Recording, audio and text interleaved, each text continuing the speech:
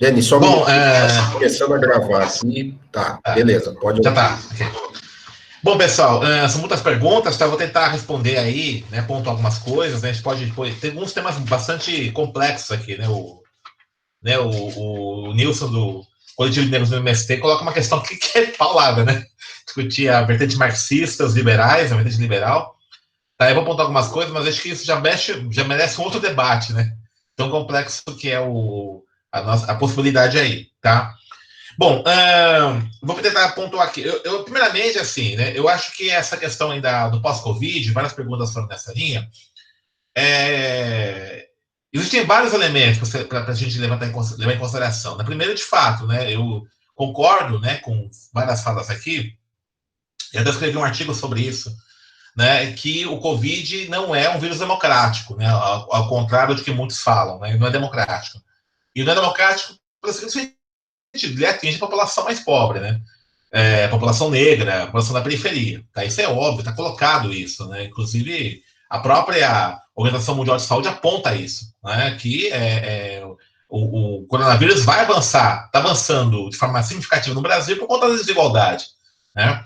Então, isso é um fato. Né? Então, ele não é democrático. Né? Então, claro, ele, no primeiro momento, atinge a população aí que viaja, das elites e tal, mas quando chega nas periferias, né? As próprias medidas de contenção, por exemplo, né, é muito interessante de observar isso. E até quero fazer uma ponte de como está sendo feito, apontar dois discursos que aparentemente são contraditórios no campo político, mas eles apontam com consequências muito semelhantes. Né? Um discurso do Bolsonaro, né, de negar o coronavírus, mandar voltar, abertamente genocida, mas também quero pontuar, por exemplo, a natureza do discurso de certos governadores, como aqui em São Paulo, por exemplo, o João Dória e o prefeito de São Paulo, que joga a questão do avanço do vírus como um problema do comportamento das pessoas. Né? Então, o isolamento é baixo porque as pessoas não compreendem, não têm consciência e tudo isso. E é muito interessante que sempre a fala, os exemplos dados, né, pelo governador de São Paulo e prefeito da capital, aqui em São Paulo, sempre fala assim, tem festa funk. Então, a festa funk passou a ser o grande vilão desse problema, né? E aí não se fala, por exemplo, que boa parte do pessoal não está em isolamento porque tem que trabalhar. A desregulamentação do trabalho que foi operado no ano passado, com apoio, inclusive, da mídia hegemônica, que hoje faz toda uma campanha para isolamento, tudo isso, né, obriga a pessoa, ou ela trabalha, ou passa fome. Né? Eu dei uma entrevista para a Ponte falando isso. Né? A opção que você tem para a população na periferia é morrer de coronavírus ou morrer de fome. Tá? Então é isso que está colocado. Então o cara não é que ele não é consciente, é que se não trabalhar não ganha. Né? O mercado informal, precarizado, é essa a realidade. Né? Os empregadores, por exemplo, eles não estão dispensando as pessoas de trabalharem. Ou mandam embora, né, ou reduz o salário, mas não quer manter. Então, isso é uma coisa complicadíssima. Tá? As domésticas continuam a trabalhar, né? Enquanto os patrões dessas domésticas estão se isolando, se cuidando, né? Mas ele obriga a faxineira, a doméstica, a babá, por das seus filhos a trabalhar, não tem isolamento. Então é essa situação. E quando você joga no comportamento, você está eximindo o Estado das suas responsabilidades para realizar isso, né? Para garantir de fato, né, que esses cuidados, né, essas medidas protetivas sejam realizadas. Né? Então, isso são duas vertentes do mesmo discurso. Né? Uma vertente aí, que é da ponta, aí, né, da preocupações, né, como alguns governadores estão colocando, mas à medida que ele não implementa políticas públicas, medidas importantes de contenção, né, ele joga, então, a responsabilidade do problema do vírus às pessoas, e isso tem sido a tônica desses governadores. Né? Eu queria, assim, fazer algumas questões aqui. O Gilbertinho, né, falou isso, a Esther também falou, eu não sei mais quem falou na política. Eu acho que nós temos que tomar alguns cuidados. Eu tenho, assim, algumas restrições, alguns autores que estão ficando um pouquinho na moda. Né? Um deles é o Mbembe, tá? Eu reconheço a importância do Mbembe, eu acho importante o Conselho da Política, mas eu acho ele insuficiente para entender o Brasil, tá?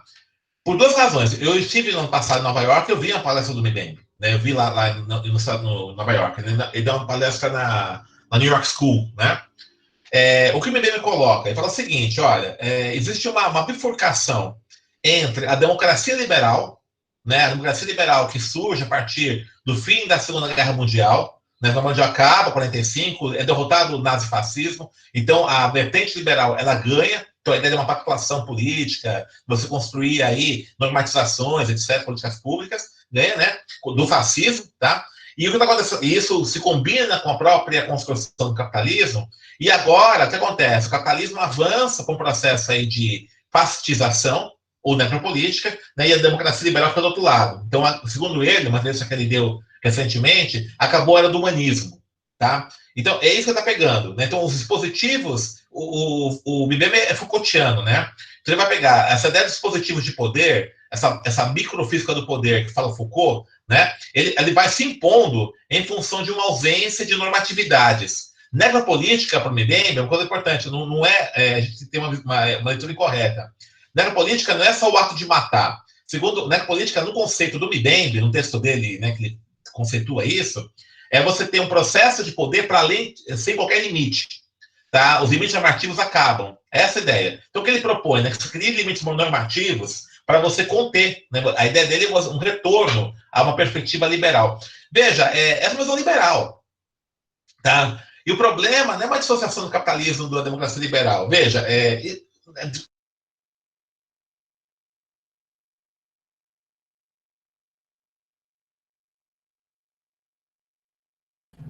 Denis, precisa reativar o seu microfone aí. Acabou desativando aí. Tá, pronto. Volta um pouquinho aí, uns 30 segundos aí do que você estava falando. Então, veja só, a democracia liberal, ela ocorre, né, quando há interesse capital. Vale a pena a gente ler o Marx, o 18 Brumário. Né? Esse texto do Marx é fantástico, né, que ele vai explicar o seguinte, porque em certo momento na França, né, a França do Iluminismo, acontece a emergência sobre o poder, né, um cara como Luiz Bonaparte, que o Marx chama de cérebro de toicinho, é o Bolsonaro da época, que é um cara imbecil, idiota, tal, e assume o poder. O que aconteceu naquele momento? Que para a burguesia francesa, naquele momento, né, que ela não conseguia pactuar entre ela, era necessário ter um cara como aquele.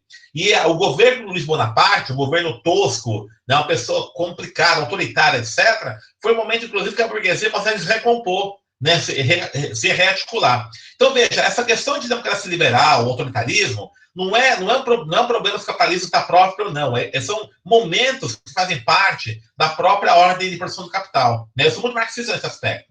Né? E o Brasil, veja, o Brasil nunca aconteceu uma democracia liberal a contento.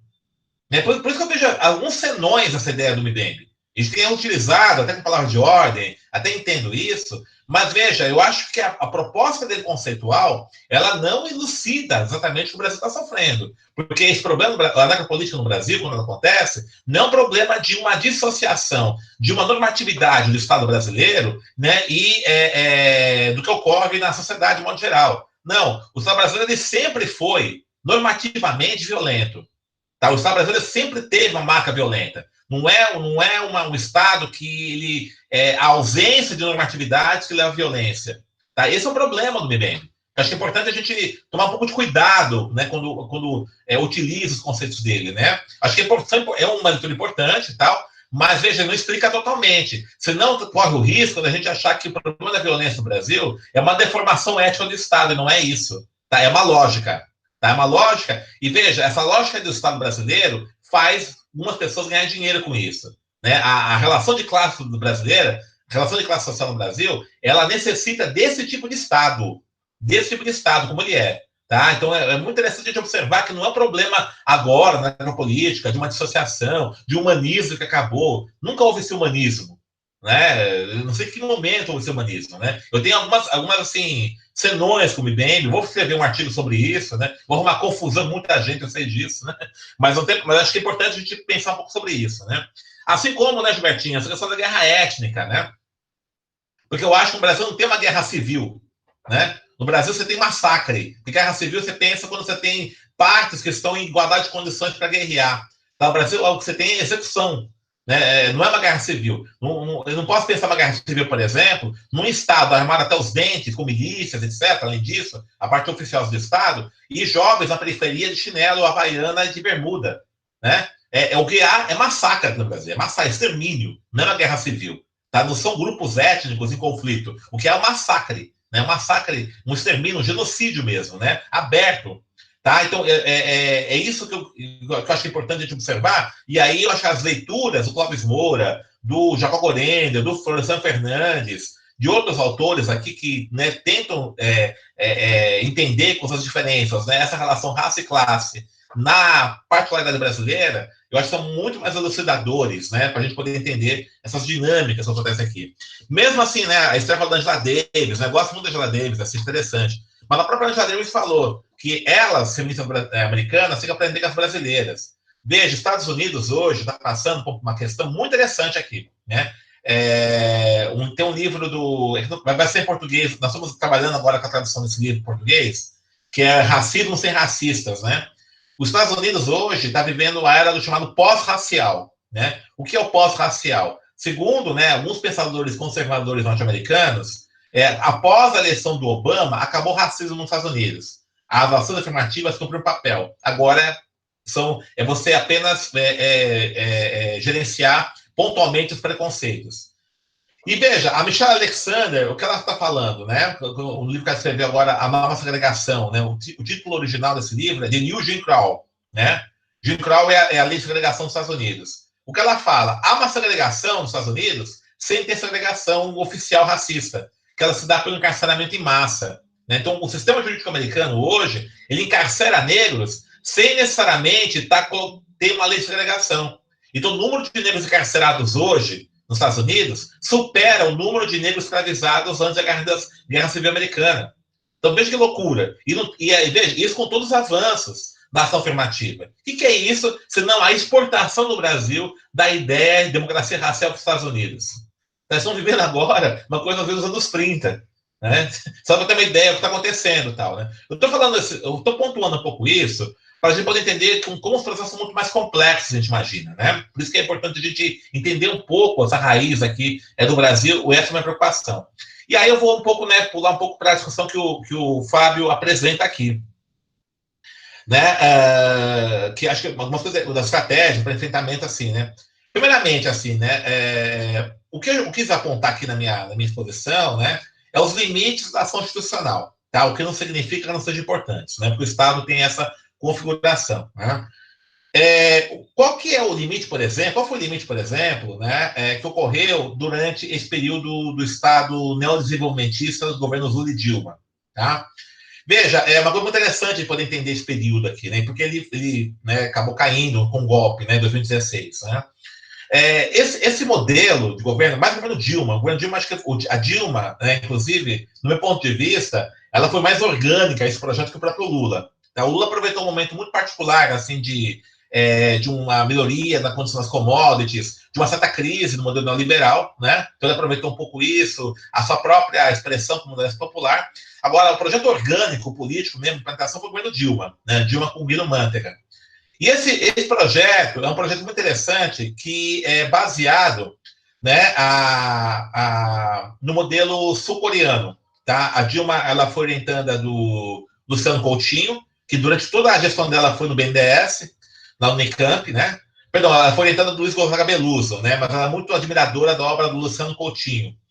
E o Luciano Coutinho, ele defende a seguinte tese, que países de médio desenvolvimento como o Brasil, industrial, devem criar players, grandes empresas nacionais, para disputar o mercado internacional. Tá? O que é de uma fase, então, ela usa o Estado como indutor desse desenvolvimento, né? Aí pega a Petrobras, as grandes estatais, né? Algumas mineradoras, empreiteiras, o Estado vai abrindo mercados internacionais para criar, então, esse universo aí de empresas que conseguem entrar, Ambev, né? Agora o Miguel falou, que vai entrar no mercado internacional. Tanto é que no governo Dilma, coisa interessantíssima, tem um dado que assim mostra bem isso.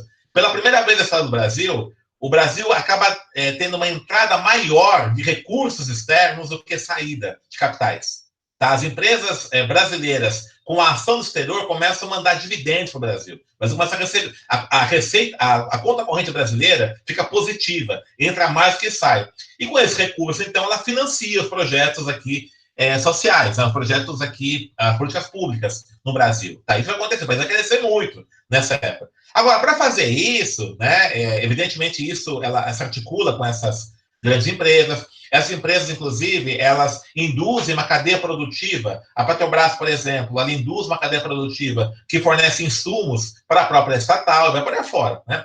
Só que ao fazer isso, além de comprar um palco imperialismo que ela vai comprar, né? Ela também vai comprar palco em alguns setores internos aqui. Primeiramente, né? O setor de infraestrutura que foi privatizado no governo FHC. Tá? Então, as empresas que fornecem energia elétrica, telefonia, etc. E vocês lembram um momento assim que ela vai para cima mesmo, né, das empresas, exigindo que ela reduzisse as tarifas de energia elétrica. Ela compra um pau com as concessionárias, né? Empresas privatizadas do governo FHC. Então, esse é o primeiro enfrentamento. Segundo, o mercado financeiro, quando ela vai para cima para redução da taxa de juros. Ela usa o BNDES para fazer isso, ela usa os bancos estatais para fazer isso, né? Então vai ter uma ação mesmo proativa do Estado para reduzir a taxa de juros, né? Bom, essa aliança policlassista que ela monta, e aí o agronegócio também, né? Tanto é que a relação com a Cátia Abreu, o agronegócio entra como um elemento também dessa parte no mercado externo. Essa aliança policlassista que ela faz, né? Essa grande burguesia nacional, né? Estatal, etc., burguesia interna, com parte da classe operária que está presente nisso, também tem alguns ganhos com isso, com setores intermediários, né, alguns camponeses, alguns setores do médio alto campesinato que ela faz, ela começa a fazer água em função de alguns aspectos, né?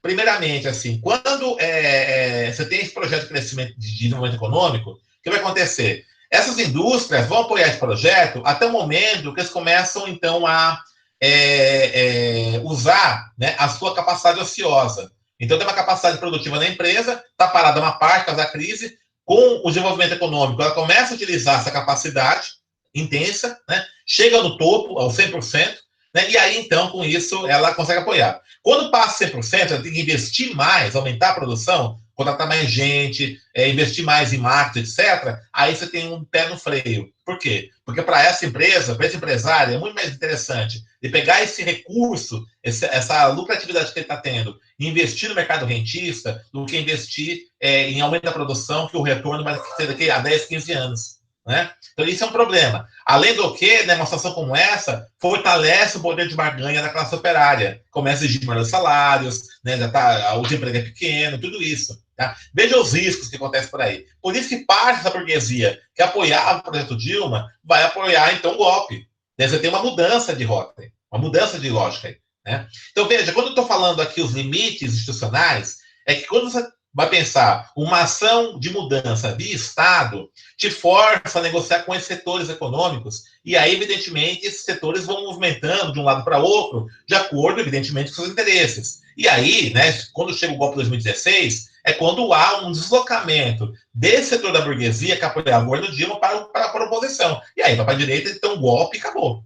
Aí vai acontecer. Então você vai ter aí um rearranjo de forças, por isso esse projeto do desenvolvimento foi frágil. Ele tem um momento importante, mas quando aquilo exige uma mudança de postura dessa classe dominante, não acontece, não faz isso. Por que isso acontece? Né? Porque, volto a dizer, né? É uma burguesia que é herdeira do escravismo, é uma burguesia que está imbuída nesse projeto do capitalismo dependente, da superexploração da mão de obra e do racismo como elemento que estrutura tudo isso. Por isso que vai ter, então, essa mudança de postura. Tá? Ela vai dar um certo momento. E aí você subordinar, né, as políticas de combate ao racismo a um projeto como esse, é evidente que há uma fragilidade. Tá? Você consegue alguns avanços, mas você vai acabar ceifando tudo isso. Vai acabar com tudo isso. Né? A própria universidade mesmo, alguém perguntou da universidade aqui, né? Porque há esse ataque à universidade. Tá? Isso não é à toa. Né? Se nós observarmos como é que se organiza o capitalismo de forma global, tá? E se organiza a partir do controle do conhecimento. Eu sempre falo isso, né? Pega o celular. Né? O que é o celular? O celular, um dos seus componentes é as telas de cristal líquido, né? De LCD. As telas de LCD, evidentemente, é um componente extremamente sofisticado, que ele mobiliza aí centros de pesquisa e tecnológicos muito avançados, né? Que estão aí no centro do capitalismo. Só que a matéria-prima das telas LCD é o mineral chamado coltan, o tantálio, cujas jazidas estão na República Democrática do Congo. E a extração dessa jazida, ela se dá com mão de obra de crianças escravizadas. Olha só a diferença aqui, né? Enquanto, né, o centro tecnológico de desenvolvimento está nos países centrais do capitalismo, de maioria branca, né? A extração da matéria-prima que mantém isso se dá no país, na África, né? Com extração de mão de obra escravizada. Tá? Então, essa é a hierarquia que existe nesse modelo do capitalismo global. Então, é claro que você vai ter aqui, então, nesse jogo de forças, né, você pensar, por exemplo, uma alteração da condição da criança escravizada lá no Mesopotamia, ela não vai impactar apenas, né, a linha produtiva interna do país, do Congo, mas toda a linha global. Esse debate é muito complicado de fazer. A dependência econômica ela é muito complexa. Por isso que você não tem como pensar, né, um reposicionamento do país no cenário geopolítico internacional se não levar em consideração esses conflitos aí. E aí, o limite do projeto do Estado desenvolvimentista do governo do PT foi justamente não fazer essa leitura. Tentou acomodar-se, negociar, né, mas não efetivamente uma ruptura, né, que exigiria, de fato, uma aliança aí com a população, com a classe trabalhadora, com a população negra periférica e tudo isso. Esse foi o limite, por isso que ele foi derrubado com uma certa facilidade no golpe de 2016. Né? Bom, eu acho que isso é importante para a gente poder compreender, para ver quais são as estratégias políticas que a gente tem que realizar daqui para diante, né? Primeiramente, assim, veja, eu não vejo, assim, vários perguntaram da Lei 10339, das dificuldades e tal, né? Eu acho que é uma coisa que é importante quem está no campo da educação é difícil mesmo, gente, não é fácil, tá? Não vai ser fácil, tá? E esses são os limites da ação institucional. Mas veja, o que é importante, todo espaço que a gente atua, na cultura, na educação, na universidade, né, na saúde, etc., é uma disputa política. É uma disputa política. A Esther perguntou aqui das políticas públicas aqui, né? Né, Esther, né? Eu queria até, no seu assistente social, né? Eu queria até que você depois conversasse, né, com a Eliette, que é minha esposa, né? Que ela falou muito legal, assim, política pública é o quê? São caixinhas, essa formulação dela é muito legal. São caixinhas, né? São gavetas num armário, né? E aí você não consegue ver o todo. Né? Ela faz até uma metáfora aí do Mundo em Nárnia, aquele filme lá que você vai é uma fábula, né? Você vai atrás do guarda-roupa e tem um outro mundo, né? E a gente não vê esse outro mundo atrás do guarda-roupa, vê apenas as caixinhas, as gavetas, né? E a política pública, quando você vê no sentido mais amplo, no Estado, né, da política de Estado, que tipo de população, que tipo de sociedade você quer configurar? Esse debate a gente está fazendo, a gente vai dar uma técnica apenas, né? Quando eu penso, a Lei 10.639, por exemplo, que tipo, né, de sujeito estou formando? Qual o objetivo disso? Né? Esse debate tem que ser realizado.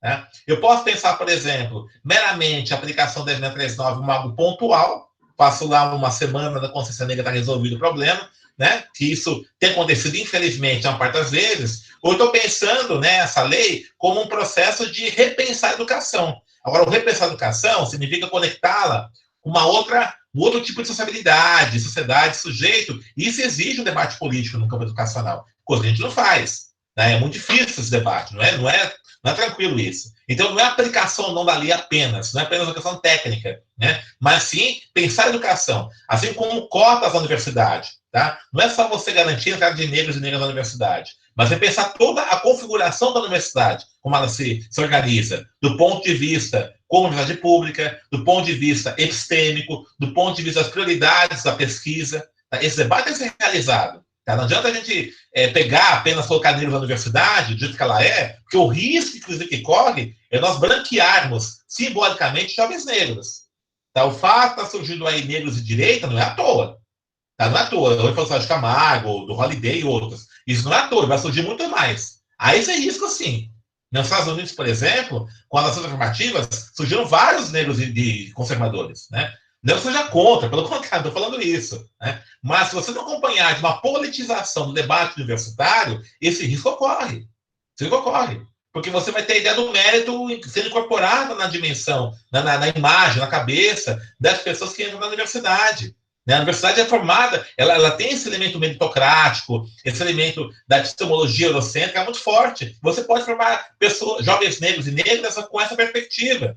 Tá? Então é muito importante a gente observar isso. Então as cotas são um ponto de partida, não um ponto de chegada. Tá? A ação afirmativa é um ponto de partida, não é um ponto de chegada. E a gente tem que pensar como é que faz, então, a partir disso. Né? É interessante a gente pegar isso, veja. Vocês perceberam já, né? O governo Bolsonaro assumiu com um discurso racista e não acabou com as cotas. Por que não acabou com as cotas? E nem precisa, ele está destruindo a universidade pública. Está destruindo. Né? As universidades federais são destruídas. Então, tudo bem, pode ter negros numa universidade destruída, sem pesquisa, sem extensão, destruída, né? Ele está desmoralizando o Enem. O Enem, que era a porta de entrada pelo SISU nas públicas e também o ProUni nas particulares. Ele destruiu o sistema de avaliação do ensino superior. As particulares hoje fazem o que elas querem, curso de péssima qualidade. Então, jovens negros e negras estão estudando em cursos superiores de péssima qualidade. Tá, esse é o problema, porque não tem uma ação do Estado regulatória. Então, por que ele não precisa mexer na cota, não precisa mexer, tá? Porque essa cota vai garantir um acesso a uma instituição que está quebrada, está arrebentada, e vai por outra via, vai desmoralizando, inclusive, isso. Né? Isso é muito, muito perspicaz, né, que você vai observando esse governo. Em vez de ter um enfrentamento direto, né, acaba com as cotas aí pro pau, o que ele faz? Ele vai destruindo as instituições que possibilitaram esse acesso. Né? Então, isso é muito importante a gente observar como é que está acontecendo. Né? Então, aí há uma perversidade muito maior em relação a isso. Né? Bom, aqui, deixa eu ver, já falei que dá uma... o Thales, pergunta muito legal aqui, né? Ele fala sobre se é um paralelo, né? O Cláudio Moura fala isso de fato, né? O 1850, com o início dessa abolição inconclusa, é o quê? Né? O momento que você tem aí, né, o deslocamento da luta pela abolição, da quilombagem, que ele fala, das revoltas quilombos, para o campo do parlamento, né, do institucional. E aí vai ter um controle dessa abolição. Isso é muito interessante, né? Qual o temor que as elites tinham naquela época? O temor de que o Brasil acontecesse uma revolta como o do Haiti.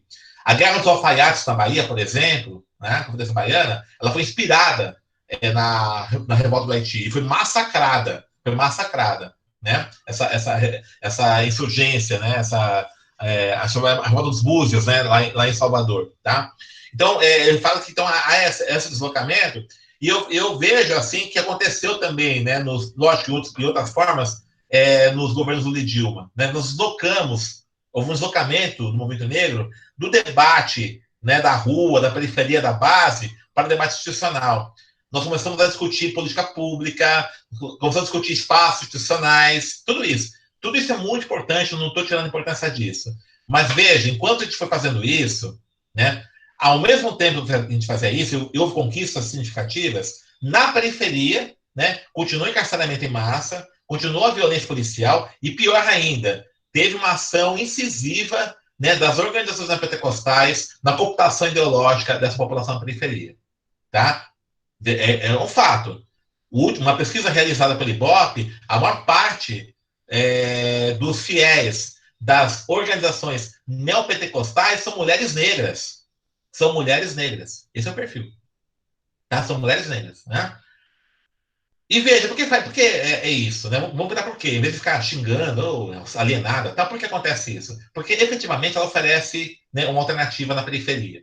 Tá? Ali naquele cenário de violência, de brutal exclusão social, ela consegue, né? Ela e eles, né? Mulheres e homens negros conseguem, na igreja pentecostal, criar uma rede de sociabilidade, começa a criar uma rede mínima de apoio, né, de conforto diante de toda aquela situação que ele vive. Ela consegue recuperar a dimensão da sua subjetividade, ser sujeito. Ela que é objetificada constantemente no dia a dia, no trabalho, né, no posto de saúde, na relação violenta na família, ali ela passa a ser sujeito, né, está sendo considerada. Ela vai não só ter a palavra de conforto, mas ela vai, por exemplo, né, a ter uma atuação, né, uma ação proativa na construção dos eventos da igreja, né, vai fazer a festa, alguns jovens vão tocar, né, na banda, etc, assim por diante. Então ela recupera uma dimensão da subjetividade. Tá?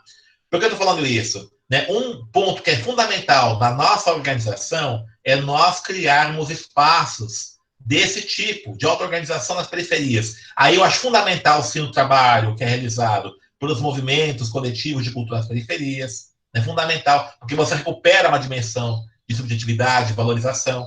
Você está criando uma alternativa para isso. Né? Você consegue construir um espaço, né, nesses bairros periféricos que não seja apenas esse espaço da violência. Começa a criar outras redes de sociabilidade. Agora, é claro, gente, tudo isso é muito complicado, é difícil, né? A gente a gente está na contra-hegemonia, não está com poder, não tem o dinheiro, mas assim que se realiza. Né? Ficar apenas, né, esperando que você consiga alguma coisa no espaço institucional vai ter dificuldade. Veja, uma coisa que eu estou observando muito na situação agora, né? Voltando a essa discussão aí do pós-Covid, né? Os debates políticos que têm acontecido, as polêmicas políticas, nós, da esquerda, estamos ausentes. Tá? É briga o quê? Do Moro com o Bolsonaro. É a briga dessa direita tradicional, do Maia, né, com os fascistas. Né? É a briga do Dória com... Cadê a esquerda nisso? Estamos fora. Estamos fora disso. Né? E muitas vezes, né, no espaço institucional, o que acontece no campo da esquerda? Ela tende, né, como o espaço institucional é restrito, ele é minoritário, inclusive, em relação a isso, ela vai se alinhando, vai abrindo mão de algumas coisas, vai buscando recomposições, até com setores mais conservadores. Daí veja, aí é mais complicado mesmo. Se você não tiver, paralelo a isso, tá? Uma ação de reconstrução, né, na periferia, no movimento social, a gente perde a base novamente. É isso que leva, no que o João falou agora, né? Isso que leva, por exemplo, nós temos perdido o debate ideológico. Tá? O debate ideológico foi perdido. Né? Não adianta você não consegue transformar a realidade apenas ocupando os espaços institucionais. Tá? Nenhuma experiência consegue dessa forma. Tá? Você só consegue fazer isso quando combina, né, a conquista institucionais e espaço também ideológico. Então, o velho Gramsci falava isso. Né? A guerra de oposições e a guerra de movimentos. Tá? A questão ideológica e política. Você não pode abandonar isso. Mas você tem base, você fragiliza. Pode ganhar uma eleição no centro do governo. Então, isso é um problema sério, isso daí. Né? Quando você vai recuando, né, em nome de governabilidade, de pacto, etc., e vai abrindo um monte de princípios, de bandeiras. Então, é fundamental nós entendermos isso. Claro, não estou defendendo aqui nenhum sectarismo, vamos para a revolução amanhã, não é isso, né? Mas ter isso em mente. Ter isso em mente, pensar em projetos de curto, médio, longo prazo, né? E só para encerrando aqui, né, o Fábio novamente fala aqui sobre a questão dos territórios negros urbanos, né? Você me falando isso. Olha, a rede de quilombação tem uma formulação que conversa muito com isso, né? Que a formulação da democracia não chegou na periferia. Tá? A gente fez essa formulação nossa, nós construímos quando se celebrou os 30 anos da Constituição de 88, né? Em 2018 foi isso. Né? Aí veio toda aquela discussão dos movimentos aí, dos aparelhos políticos, etc. E nós apontamos o seguinte: as estruturas autoritárias, né, violentas do regime militar permaneciam ainda funcionando contra a periferia. Então, a periferia não saiu ainda de uma dimensão do AI-5. Então, é muito interessante essa ideia, né, de você pensar os territórios urbanos periféricos, conversa com isso, ou seja, nada mais é do que a gente, de fato, né, pensar, retirar a periferia desse espaço de violência institucional, de Estado autoritário presente ali. Né? Então, acho que é uma forma da gente poder refletir como ela é o que ela pode ser. Né? É isso que a gente tem que começar a trabalhar. Tá? Então, gente, assim, não sei se eu respondi todo mundo, né? Mas essa é um pouco as minhas inquietações, né? A pergunta do Nilson, né, sobre a questão marxista liberal, né, acho que vale a pena um outro debate, né? Eu tenho muitas críticas a essa visão liberal, muitas críticas mesmo.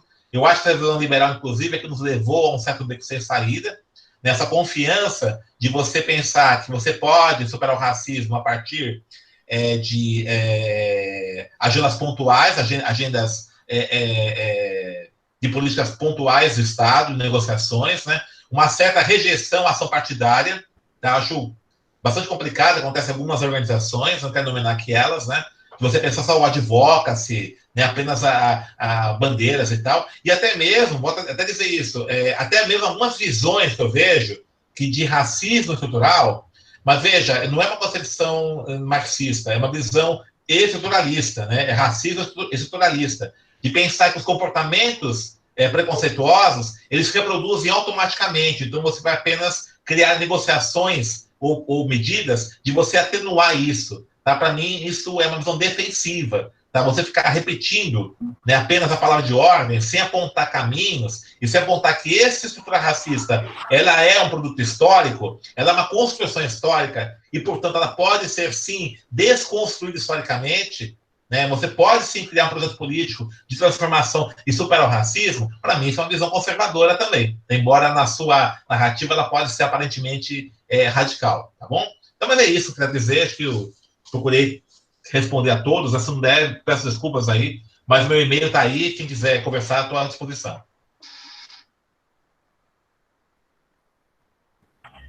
Muito obrigado, Denis. Queria aqui agradecer imensamente a sua predisposição de estar aqui com a gente, fazendo essa grande conferência, né, de atualização do debate sobre a faxina étnica.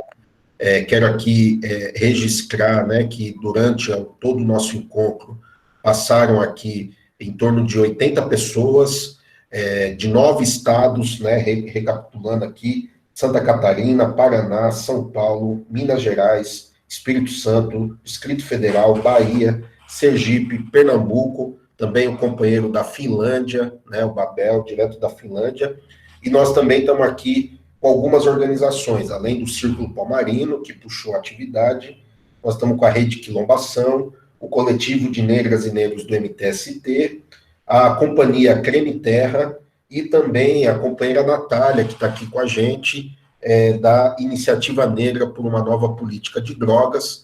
Então, um encontro bastante representativo, além de alguns intelectuais, lideranças, como o Márcio Farias também, que passou por aqui.